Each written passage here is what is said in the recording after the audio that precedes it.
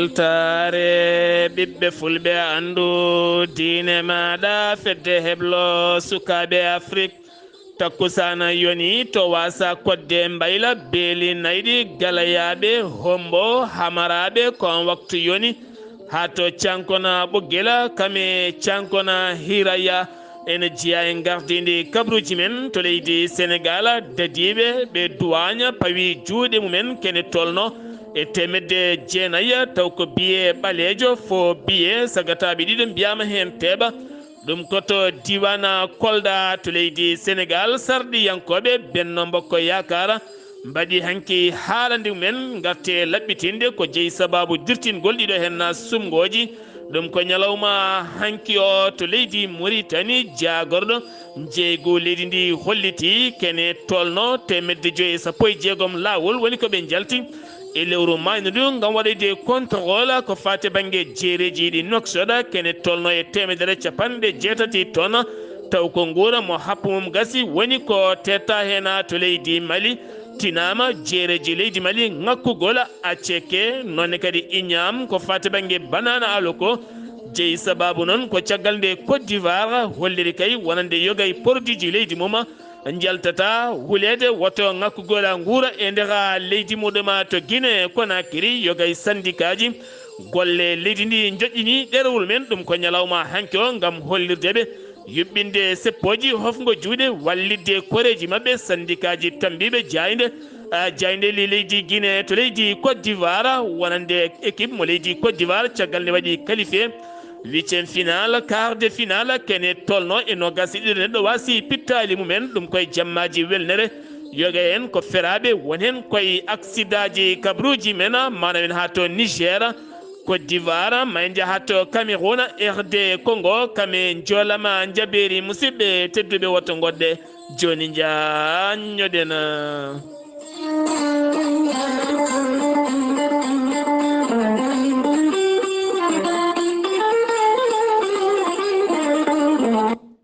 أعوذ بالله من الشيطان الرجيم الذين إذا أصابتهم مصيبة قالوا إنا لله وإنا إليه راجعون صدق الله العظيم batake duttugola duwawa ceerno Samba Diaw jetinɗo hen kaytol ngol to wasa kodde mbayla nonne kadi dulo malela jeng ko bamuma duttiɗo duttowo duwawa rugi kalidou walmi rugiyato kalidou jeng ko mawnuma duttiɗo aissata mbolo thiama ko nene muma duttiɗo idi diawa ko mawnuma duttiɗo o Demba Dieng ko bamuma duttiɗo Hamidou Dieng ko miñuma duttiɗo ɓe ndendi kamɓe kala ɓe dutta duwawa dendagal bandiraɓe julɓe kala aɓe dutta duwaw dendagal wasa kodde mbaylanaɓe kala e ko taari wasa kodde mbayla kala ɗum ko caggal jaltugol aduna ɓiyiɓe hen banggue miñiɓe hen banggue mawniɓe hen banggue biyetenoɗo Djiby Kalidou Dieng yalti aduna toon to wasa kodde mbayla aɓe dutta duwaw dendagal bandiraɓe julɓe kala ko noonne kadi aɓe ngullo kadi dendagal bandiraɓe julɓe kala jaltugol aduna on musidɗo mabɓe taw kadi ko miñiɓe hen banggue ɓiyiɓe hen banggue mawniɓe hen banggue biyetenoɗo Djiby Kalidou Dieng jayde weltare TV weltare ɓiɓɓe fulɓe e garde gola ceerno Habous Diallo nelde duwaw dendagal ɓesgu makko kala nde jomiraɗo ɓeydata yurmede e makko kankoya dendagal mayɓe julɓe kala yettiniɗo hen wullango ko ceerno Samba Diaw taw kadi ko taweteɗo to wasa kodde mbayla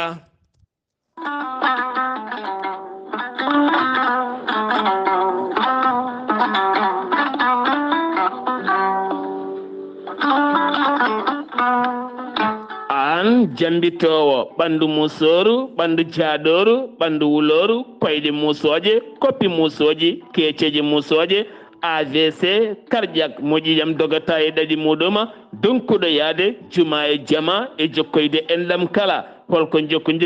jokkodirta koye gorel te gorelte heɓe hutortoɓe ɗum jokkodiri e gorelte kolliti oɗo saaha koɓe jambitanno duuɓe kitale kala ɓe mbi'i alhamdulillah. gorelte ko kawisaji mawɗi ko haa ko iwru ko tokkoridi nooro ari ko wallude e safrude ha moni kala yiito hen hoore muɗuma. gorelte a ittat ko jamireɗa mbaɗa e ndiyam gulɗam aɗa yara aɗa yiito hen cellal ɓandu maɗa ala effet ala rewam ala haydara ko haako tan wocca ko fewna ha feewi aɗa yara ene lawƴa kala ñabbuji gonnoɗe nder ɓandu maɗa. an jiɗɗo jokkodirde e tongoɗe gorelte walla ni site gorelte jangana hoore maɗa ko jangta e gorelte jahata koto internet a tappa toon www.gorelte.com joni joni jiya toon ko safrata e ñabbuji cuɗotoɗe ɓalli kala.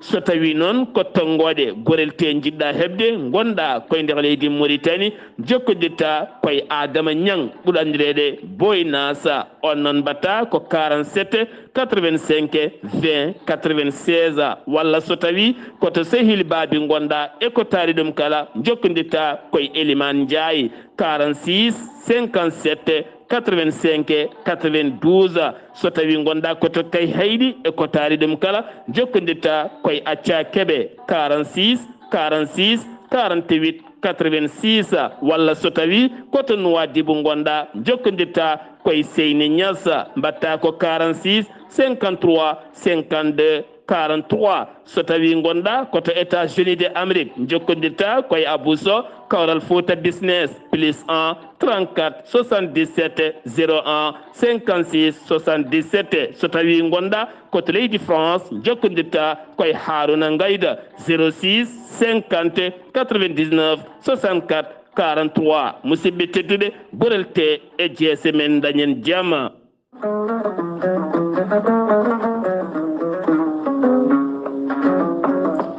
ceerno Ahmadou Tidiane Diallo mo melga wuro jinneji ko gando laaɓaɗo listihar kumpitiɗo lasrari danayal kame ɓalayal kala. sa yiɗi hebde humpitol laamgo ko fate banggue yogay ñabbuji cuuɗotoɗi e nder ɓalli kala yaɓan ceerno Ahmadou Tidiane Diallo gorko mo melga wuro jinneji joni joni keɓa hen ko laaɓi. ceerno Ahmadou Tidiane Diallo mo melga wuro jinneji ene safa kiis fibron nonne kadi caɗele ɓesgu joguiɗo caɗele gorago eɗin fannuji kala kono kadi ko bindowo laaɓaɗo listihara pirowo koyɗi guila to banggue golle moƴƴe ittude dabare ko nonne kadi kumiɗo guila to banggue dewle ha e golle e kayitaji kala. kanko ceerno Ahmadou Tidiane Diallo gorko mo melga wuro jinneji haɗani ɗon tan omo safra on janowo barogal ha yogay ñabbuji goɗɗi kala ha tenti noon omo jogui leɗɗe sa muɗi tan a yiitoto hen hoore maɗa. ceerno Ahmadou Tidiane Diallo gorko mo melga wuro jinneji holto tawete hande omo tawe toon to Paris lamorgo leydi France sa yiɗi jokkodirde e makko mbatta ko 00 336 04 04 66 27 walla noon so tawi konon wonɓe toon to leydi France mbatta ko 06 04 04 66 27 kono kadi kanko ceerno Ahmadou Tidiane Diallo gorko mo melga wuro jinneji kumpitiɗo lasrari danayal e ɓalayal kala ene yaadini tene kadi ne waddi hen listihar lappinde ceera. base makko ene tawe to Dakar lamorgo leydi Sénégal woni ɗon ko musidɗo makko kumpitiɗo ɗen golle woni ceerno Abdullaahi Diallo on noon sa yiɗi jokkodirde e mum ko 77 714 94 15 kono kadi mo andino dendagal Mauritanie naɓe kala to Nouakchott woɗɗani Robin 4 ene tawe ɗon miñi ko base makko gonɗo ɗon sa jokkodire ɗeɗo hen tongoɗe ma heɓen kollaɓi woni ceerno Siré Diallo. ɗum noon musidɓe tedduɓe mbadden dando faade ceerno Ahmadou Tidiane Diallo gorko mo melga wuro jinneji. ayoro mi dañi bela mi hirnana bela ayoro mi jofta e bela ayo bela ayoro mi dañi bela. docteur Djibiso wittiyanke safriyanke mo jomiraɗo rokki sellinde o saaha mo gonɗen. docteur Djibiso ko docteur cafrowo yo kay ñabboji cuuɗotoɗi e nder ɓalli kala docteur Djiby Sow baɗɗo wittoji moma to leydi Mali ha e nder leydi Sénégal e nokkuji goɗɗi kala docteur Djiby Sow tawete koto kiidira so tawi yaari ha to kiidira sa soynima antenne mawɗo tigo o jiimi koye galle makko kanko docteur Djiby Sow docteur Djiby Sow ne safra fibron kiis nem hémorroïde prostate ɗojjo duumigo koyɗe musoje koye musoje keeceje musoje caɗele goragu donkude ɓesnude caɗele enɗi mum kala docteur Djiby Sow holliti ne heeɓi hen ko laaɓi neɗɗo mo seyɗani memi kono ne kadi donkuɗo dañde kayitaji yogay fannuji goɗɗi kala e ɓen yanoɓe barogala docteur Djiby Sow grand directeur international docteur Kidira holliti ɗeɗo hen gueɗe kala so jokkodiri ma yiito hen ko laaɓi docteur Djiby Sow base muɗum tawete to Dakar lamorgo leydi Sénégal ne tawi toon ceerno Ly ene golla ha joni kono kadi hande o docteur Djiby Sow ɓuuri joɗade ko ɗon ɗo cuuɗi men Kidira sa yiiɗi hebde docteur Djiby Sow tonggode makko leydi Mali ene waɗi WhatsApp mbatta ko 00 223 70 85 72 47 tonggode makko leydi Sénégal 00 221 77 244 92 81 walla mbaɗa 00 221 78 353 28 92 musidɓe tedduɓe docteur Djiby Sow e GSM meɗen kettode kaburuji mon e ɗemngal pulaar Afrique, Asie, Europe, Amérique, Moyen-Orient, Océanie. jam ñalle mon musidɓe tedduɓe njeslaare jeeɗiɗi colte hitande ujune ɗiɗi e nogase nayyi yonti kumpital mene ɗemngal pulaar ɗo yeeso haalirde he ko musidɗo mon guiɗo mon sehil mon Sar Abdullaahi Saar to karallagal Weltare TV ko musidɗo mon Saydou Abouba Tinama batu jagorɗe hande laataki wadde andaka noon ko jeeyi sababu kono wona ɗannugal mawɗo leydi ndi walla ɗannugal hoorejo jagorɗe wi RFM kono heɓaka taw ko laaɓi ɗum ko caggal balɗe nayyi tan ko dirtina sumgoji gendi leydi Sénégal dirtingol sumgoji gendi leydi Sénégal États-Unis de Amérique holliti yo annani ɗum erima laamu leydi Sénégal nde artirta sumgoji ɗi walla tan taƴa happu gandaɗo keptinaɗo kono ne kadi CEDEAO kam yoga e jeccata kewɗe ko wayno Union européenne ha tenti kadi Union africaine e rima kaldigala jaam e nder leydi ndi Sénégal nder leydi Sénégal Saydou Gueye gonnoɗo porte parole gouvernement mo leydi Sénégal walla ni Benno Bokk Yakar walla APR hoore muɗum toɗɗama hanki o woni ko jagorɗo koolaɗo kuuɓala gouvernement mo leydi Sénégal ɗum ko caggal nde acciti golle mum Abdoulaye Coulibaly ɗum ko caggal nde asende nde mawɗo leydi Sénégal holliti wonande ɗo saaha yaltini décret dirtingol wonande sumgoji gendi leydi Sénégal keddotoɗen koye oɗon fannu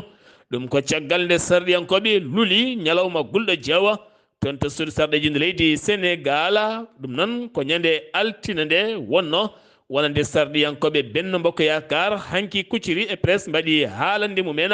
Abdoul Mbow erima wonande ɓiɓɓe leydi ndi Sénégal nde jaltata nottade ha tenti noon dialogue national mo mawɗo leydi ndi haali kono ɗum ko noon Farba Ngom arti e laɓɓittanande ɓiɓɓe gendi leydi ndi oɗo saaha mo gonɗen ko faati e banggue ko jeeyi sababu dirtingol ɗiɗo hen sumgoji ma en ketto hen Farba Ngom men ko yettude Allah e nelaɗo mum e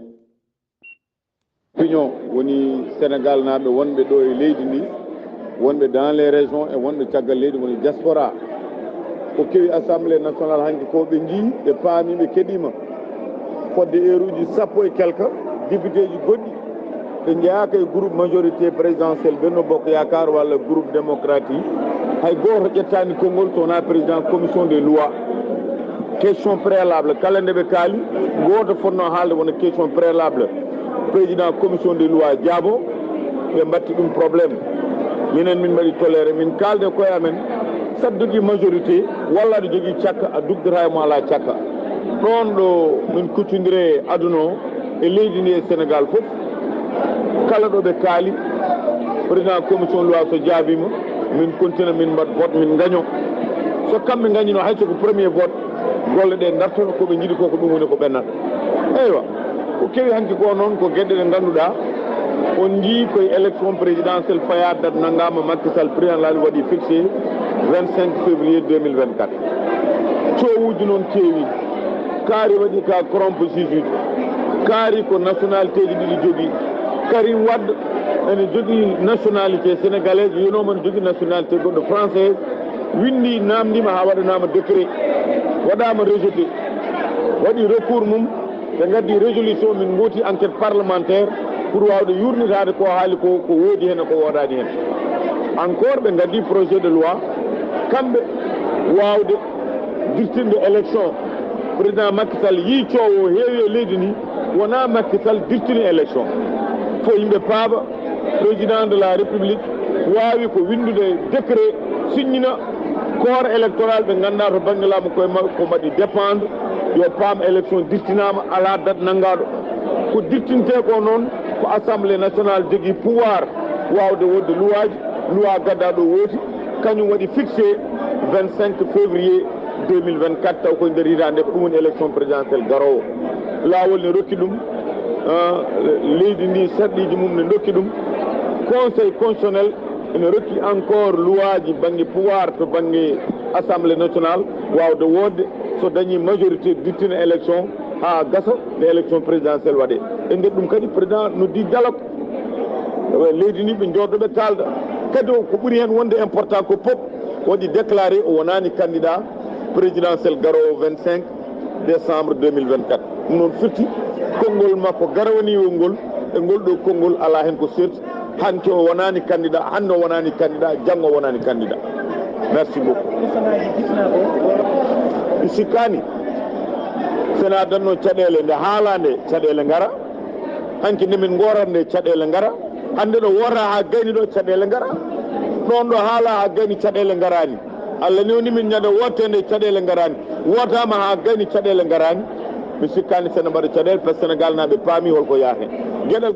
wonno ko Farba Ngom sardiyanke Benno Bokk Yakar kañum artuno e laɓɓitinde ko fate banggue ñalawma sumgoji ɗi ɗum ko hanki caggal nde ɓe kuccodiri e jaydiyankoɓe gam laɓɓitinde ɗeɗon gueɗe kala mum no yaruno from civil kañumenne guerima e gardogol Birama Sekka ɓe kolliti mette mabɓe erango mabɓe noon oɗo saaha ko faade banggue union européenne kami Amérique nde mbawatta yewde autorité ji leydi Sénégal kono kadi ɓe kolliti ɓe tawtortake ngal ɗon kaldigal ngal mawɗo ndi Sénégal noddi société civile kañumenne erima ñande jeetati ñalawma janggo nde wonata kay ñalawma hofgo juuɗe kala gollotoɗo ɗi ndi kalde hofata jungo mum ha laamu ngu anda kamɓene ɓe jaadani hen ñande jeenayi nde aljuma kala juuloyɗo so gayni yo hollir metti mum ko fati banggue gueɗe baɗaɗe ñande alen nde Issa yankoɓene ɓe erima ɗumen nde kollitta mette mumen e ɗiɗon fannuji kala keddotoɗen koye on fannu ittugol licence de Walfadjri wona nde coordination de association des presse mo Sénégal hanki kañumen ne jooɗima gam hollirde metti mumen ɓe kolliti maɓe mbaddarde mabɓe timmude no feewi beele kay jayde Walfadjri wawa darade ha wonta ɗo wonno ɗo beele haydara wasa dirtinede mum ɗum ko caggal nde jagorɗo toppitiɗo ɗon fannu holliti ma tetu licence ndeɗon jayde hande natta laatade ñalawma hanki o Parcelles Assainies wonande coalition joma ɗum ko caggal hanki nde ɓe moɓodiri toon yidde wadde campagne mabɓe police dañi fawde jungom yogay mabɓe ko wayno Abbas Fall Guy Marius Sagna noni kadi Aliou Beya Seydina Oumar Touré kono kamɓe kala ɓe ɗaccama Seydina Oumar Touré noon waɗanama garde à vue kono subakande o accitama ene tawte to galle moɗɗoma candidature Rose Wardini mo ganduɗa nangganoɗo ñande 2 février caggal kay sudde ɗuma ene jogui nationalité ji ɗiɗi noon hanki wawi accitede kono to koye dow sarɗi o woni koye jimande justice e wiide Ayyuba fayi jeheten ko ha toon to Kidira ko commune mo ganduɗa o saaha ene finayi muɗuma ɓesguji jonɗi no feewi ene finayi nder commune mo Kidira kene tolno e ujunnaje nayo e temedde joyo neɗɗo caɗele ndiyama ene teska toon no feewi pima waɗi taɓal manggal no feewi gam afde ɗum toon forage uji ɗiɗi ɗi ganduɗa 35 métre kala heure kala 3 heures beele kay wallude finaɓe toon ɓe mbawa hebde ndiyam timmuɗama taw ko garduɗam maire commune o ene wonde superfet mo beele kolliti hen weltare men mawde no feewi oɗo henna commune tawitede département Bakel commune Kidira caɗele ndiyam ene gasa oɗo saaha ma nattu ha laaɓa ha wiya ceera keddoto ɗen koya leydi ndi Sénégal jeheten ka ton to Kolda Duwagne fawi juuɗe mum toon to wuuro wiyetego banto kunto mawde ko toon ɓe nangui sagataɓe ɗiɗo ɓe nanguira ñande nayi ɗiɗo hen lewru ko yiyede mabɓe 9 taw ko paquet 9 million taw ko kappe walla mbiyen 9 paquet taw kadi paquet aji kala ko hakkude 200 € kami 100 € taw ko fo biyeji jogornoɗi laatade ɗon ɗum jeeyi sababu noon oɗo saaha gonaɗo ɓe kolliti ɓen mbiyama a teeɓa ko fate banggue hofgo juuɗe taw kadi ganduɗa ko travailleur des collectivités locales ɓe kolliti maɓe natan hofgo juuɗe balɗe tati gon hofgo juuɗe noon ko hande jeeɗiɗi jeetati ha jeenayyi ɗiɗo hen lewru gam erade autorité ji leydi ndi walla état yo hoore mum ne manki wattude haqqillaji mumen e collectivité locale ɗum woni noon fandare mabɓe ko yidde ɓe yoɓe tine e ndeha leydi ndi ha tenti to banggue gollorde mabɓe e gueɗe ɗe ɓe gulliti ɗe kala sengi wi to leydi Sénégal paɗen koto leydi Mauritanie jagorɗo jeeygu leydi Mauritanie o holliti wonande kay lewru mandiɗo hen nduɓe jalti ko ene tolno 516 lawol faade jeereji gendi leydi ndi ɓe dañi tettude kene foti wonde 180 tonnes taw ko matériel mo produit happu mum gasi woni mo date mum gasi ha laaɓi ɓe guddi kene tolno 115 magasin kewɗi hen noon jooɓi guddita kono kadi woni hen ko prix nanguira ɓeydugol woni hen ɗakkani prix woni hen dokkirani facture aji ɗum noon jeeyi sababu kanko jaagoɗo holliti ko ɗum woni darde nde ɓe daari gam ɓeydade moƴƴinde gurdam ɓiɓɓe leydi ndi keddoɗen koye nder leydi Mauritanie jabbotoɗen ko musidɗo men Alhassane Oumar Mbothia mi salminima. en calmitima Sar Abdullaahi Saar en calmini dendagal hettiyankoɓe Ayawod TV habruji men ɓuuri teftuɗo e nder leydi hono Mauritanie e ñalawma hande o ko waylo waɗi e ɗin commissariat ji de police gonɗi ɗo e lamorgo ngo hani e nder leydi kala Mauritanie kanko directeur général sécurité nationale général de division Mohamed Cheikh Wul Mohamed Lamine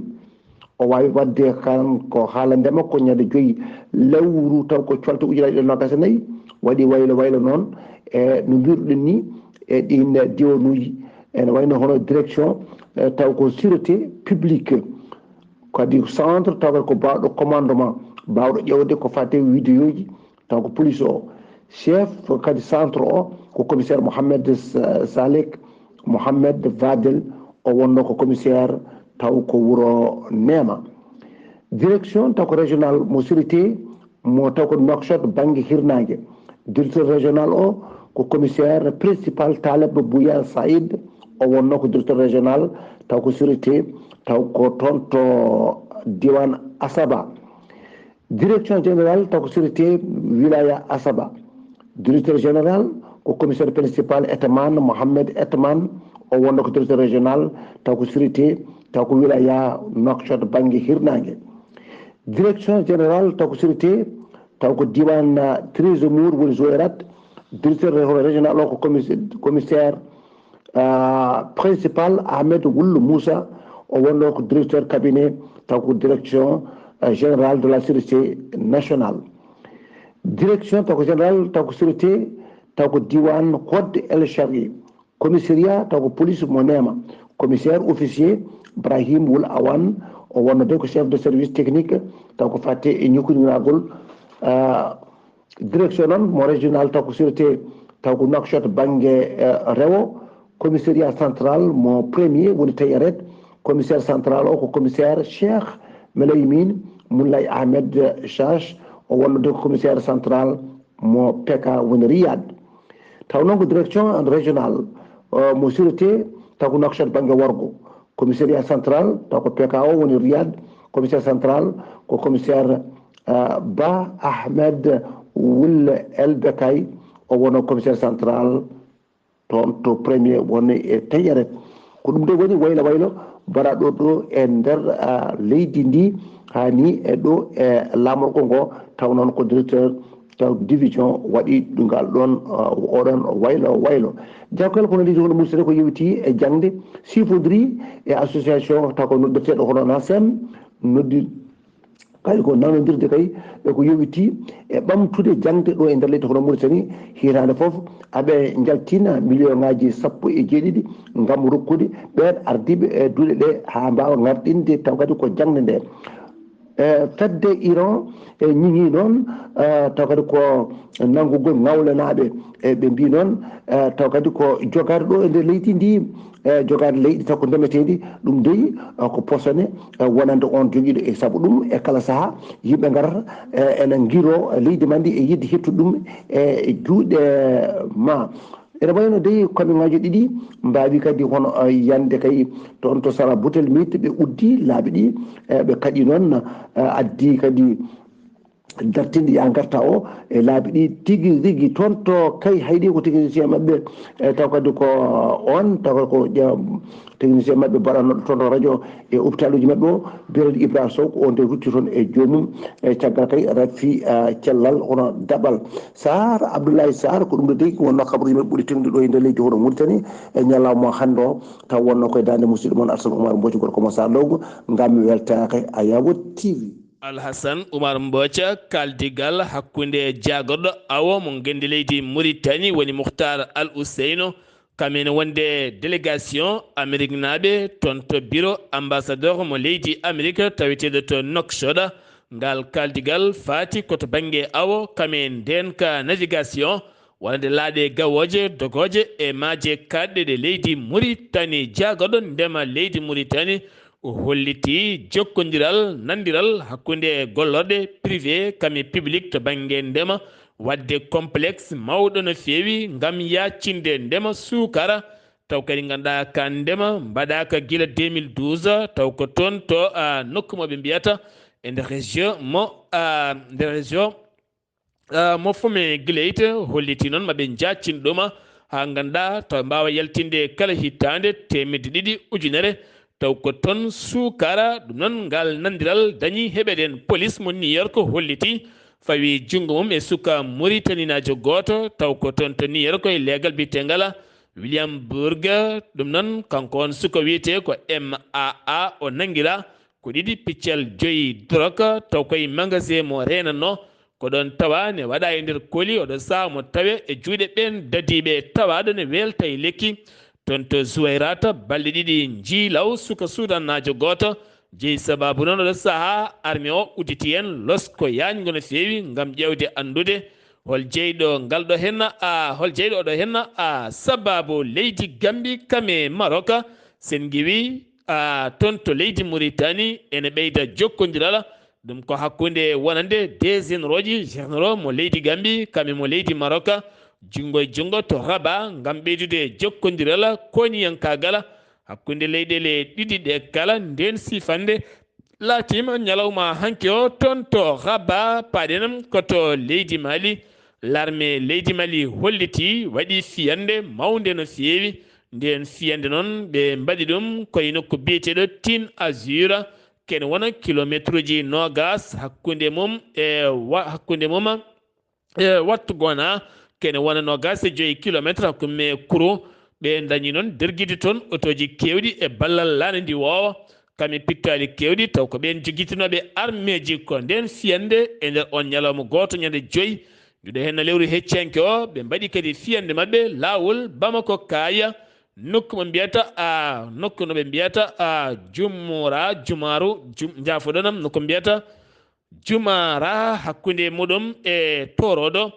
ɗon noon ɓe toon fiyande maɓɓe ɓe nderguiti toon otoji kewɗi holliti ɗum ko état majeur général armée leydi ndi ɓe koliti ɓe teeɓima hewɓe taw kadi ganduɗa ko ɓen yanannoɓe e karuji e kala saaha fandare mabɓe noon ko yidde addude jaam duumiɗo e ndera leydi Mali kala justice leydi Mali hanki acciti on jagorɗo gonnoɗo jagorɗo e laamu Ibrahima Boubacara Keita nottotoɗo Haruna Touré mo inde mum woni Papou Touré jagganoɗo 1 octobre 2023 taw kay mbuñaari tigi woni ko fawno jungo moma taw kay nangunoma ko procureur ɓattiɗo cour suprême lebbi 4 e kaso hanki o wo yalti teskede gila tan 15 janvier gouvernement mo leydi Côte d'Ivoire yaltinino décret ngam hadde kala ko fate produit ji ñameteɗi mbaɗi ngol leƴƴi nogas produit yaltata leydi mum ngam hulede woto ngakkude nguura e nder leydi muɗuma jeeyi sababu noon leydi Mali iñam so on ganda iñam ɗi waɗi kono ñambini ko toon iwata walla mbiyen fatato ni ko toon iwata kono kañum ɓuuri tidde seeɗa wonande ɓe ganda iñam no feewi ko toon iwata acekke ko noonne kadi ne wonde banana alogo o ɗeɗe gueɗe kala puɗɗima oloko banana lokko o jafuɗon ɗeɗe gueɗe kala fuɗɗima ngakkude no feewi e nder jeereji leydi Mali ngam teskede Bamako sa hewɓe jiiloto ha tampa wi dosolo a Tarawore taw kadi wo erima wonande ɗum ɗo henna so tawi kay ummanaka ne gasa ma won caɗele mawɗe no feewi sen giwi to leydi Mali koto Guinée Conakry paɗena to Guinée Conakry syndicat gollotoɓe hanki joƴƴini ɗerol mumena to jagorɗo golle gendi leydi ndi fandare mabɓe kamɓe dental syndicat ji ko yiddeyade hofgo juuɗe ngo alda e happu so wona kay wona ɓe keɓa fandare mabɓe nden fandare noon wi biyeteɗo Aziza Camara walla Kader Aziz Camara wo holliti fandare mabɓe kay ko syndicat de presse leydi ndi nde heɓata fandare mum nde fanditi e laamu ngu jeeyi sababu noon oɗo saaha yiddeɓe ko darade ndeɗon darde tinde no feewi janguji oɗo saaha ceerani wadde taw ko bandiji joguitiɓe armé ji nder leydi Guinée ɗum noon waɗi kotono ko biyeɗo dokko dokko noon waɗani sigiri walla mbiyani nokku biyeɗo tombogo toon noon tombogo e kañum e nokku biyeɗo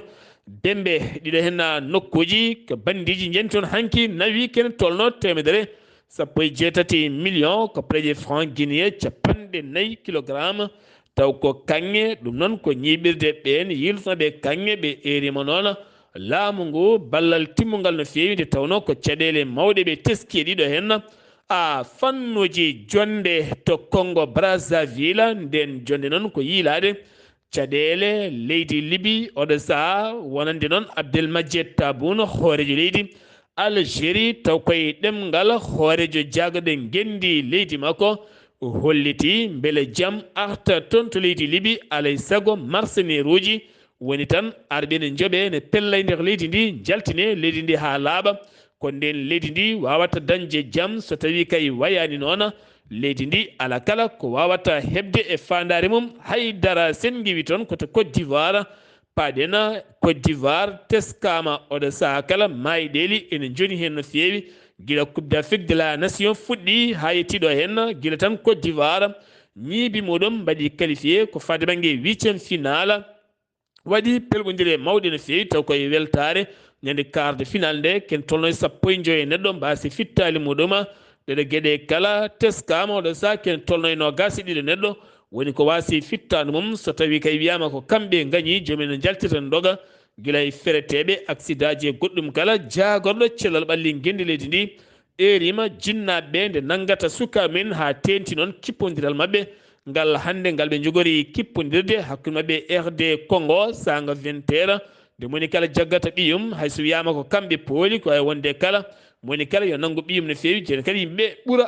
rentade tigui rigui keddorɗen koye ɗin sifaji subaka hande o ɓoyata tan match Côte d'Ivoire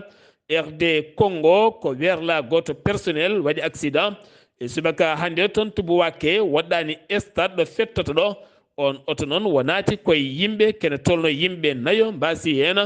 pittali mumen Laurent Gbagbo hanki yaltini wonande konngol muɗum e nder laylay to rendo o holliti lora bagbo mo duuɓi capanɗe jeetati ɗum ko caggal nde hollita wonande lora bagbo yalti aɗum o holliti mo wuuri mo selli o mona e jaam ɓen holɓe o yaltiduna ɓe woto ɓe keppu moni kala ma yaltu aduna o to Niger hoore jagode leydi Niger woni Ali Mahamad Lamine Zeyna waɗi jillu mum toon to Brazzaville omo yaade jagode konu leydi makko woni Salif Modi jaɓɓama toon ɓe dañi joɗorade Denis Sassou Nguesso hoorejo leydi Congo ɓe mbawi yewtidde toɓɓe jaaƴi no fewi ko tenti e caɗele taweteɗe e nder leydi Niger paɗen koto Cameroun hanki o kene tolno sappo e ɗiɗo neɗɗo woni biftaɓe ne mabɓe sous préfet ene biftida e mabɓe ɓe gonno koye lawol gam yaade joƴƴinoyde préfet kesso toɗɗaɗo gam joƴƴino ɗum nokko biyeteɗo dunga montungo ko toon ɓe joƴƴinannomo hawre noon séparation joguiɓe armeji ko ɓen mbawi biftade ɓe to Cameroun keddoren Samuel Eto'o Fils kam woni gardiɗo équipe nationale entraîneur équipe nationale woni baroɗe leydi mabɓe joƴƴinino ɗerewol mum ɗum ko caggal nde Nigéria fiiɓe ɗiɗi ndiga ɓe elmina gam accidde golle muma wonande COMEX taw kadi ko fédération football mo leydi Cameroun holliti jaɓananimo ɗum haydara RDC Congo rebelle mo ADF taw ko rebelle jeyaɗo rebelle mo Ougandais jeyaɗo islamique kañum waɗi jangumu état islamique kañum waɗi jangumu men ɗum ko kikiɗe hanki o to nokko biyeteɗo Bambou Sa tawi nder ittuwi to noon ɓe jooɓima kene tolno e sappo e jeetato fittandu taw koye dow ŋañalde to Haïti ñalawma hanki o e hande o kala ko mowɗiri e Gulɗe Diaw hanki o noon waɗi hewɓe gañiɓe neɗɗo goto wasi en fittanu mum kamɓe noon jeeyi sababu tigui seppudeɓe seppo bongo ha galleji kewɗi kela duppa hen ko wideɓe kay arle woni hoore jagoɗo leydi mabɓe nde accitta golle ko ɓuuri yawde e yaccade paɗen koto Gaza kolaɗo kuɓala état mo Amérique ha hande ne jokki dogde toon koyɗe muma jaam ɗum koye kaldigala ɗum ko caggal Hamas nde acciti konngol wonande ɓen dogoɓe koyɗe jaam ɓe Égypte kame Qatar ɗin konngol noon jettima nofuru on giwɗo to Amérique woni kolaɗo kuɓala mo États-Unis de Amérique nani hollitima ɓe jurnita ɗum ɓe ƴeewa ɗen toɓɓe tati namdade hen beele kay oɗo hen guerre koni tan dardoto taw ko waɗa kone waɗa woni namdal Hamas